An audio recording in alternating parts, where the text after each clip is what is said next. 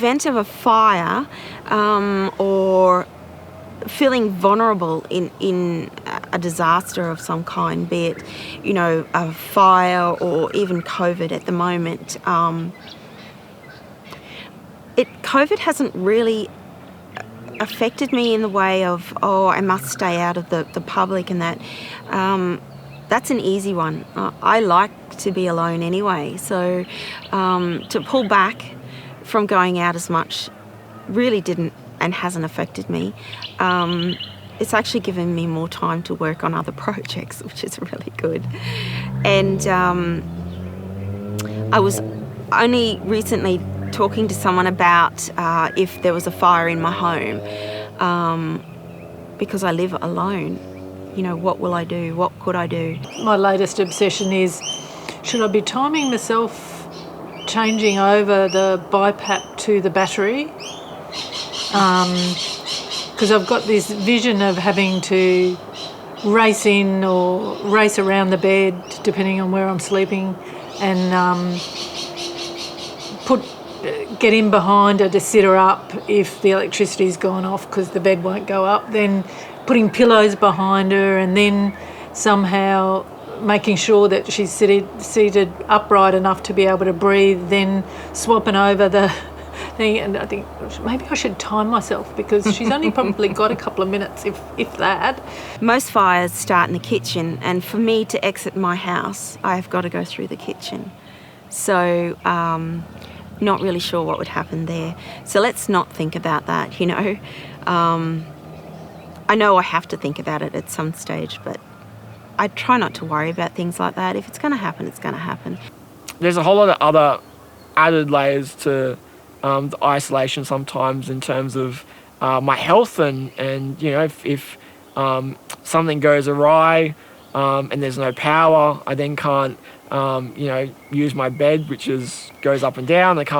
I charge my chair. So there's all these little different aspects that can induce a little bit of anxiety. If you sit there thinking about worst case scenario all the time, you're never going to go to sleep because you're always going to be wondering, you know, is the machine still turned on? A lot of my mates use generators for backup, for all their essential technologies, equipment that they have.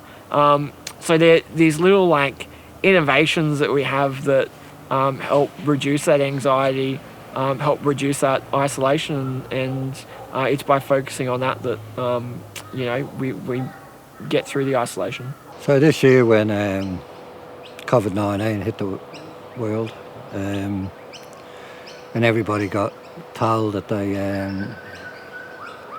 had to isolate and go into lockdown. I live on my own. I didn't particularly like the fact that I couldn't go out and I couldn't socialise with my friends and mates. I ended up being quite anxious that I wasn't having as much contact with people as I normally have. I'm not a particular great person doing video calls and stuff like that.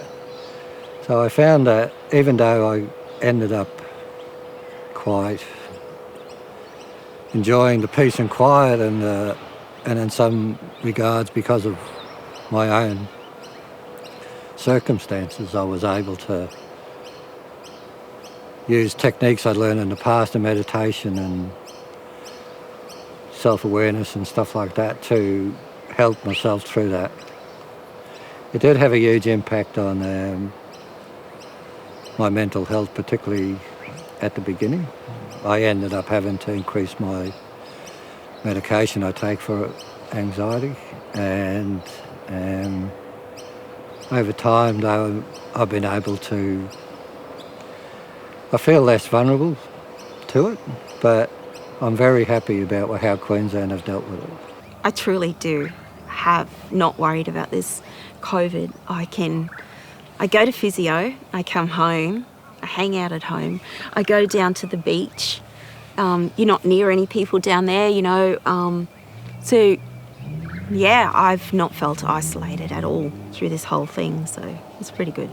COVID and lockdown, we were already living somewhat of a lockdown life due to accessibility, but it prevented us from reaching some of Harrison's medical appointments.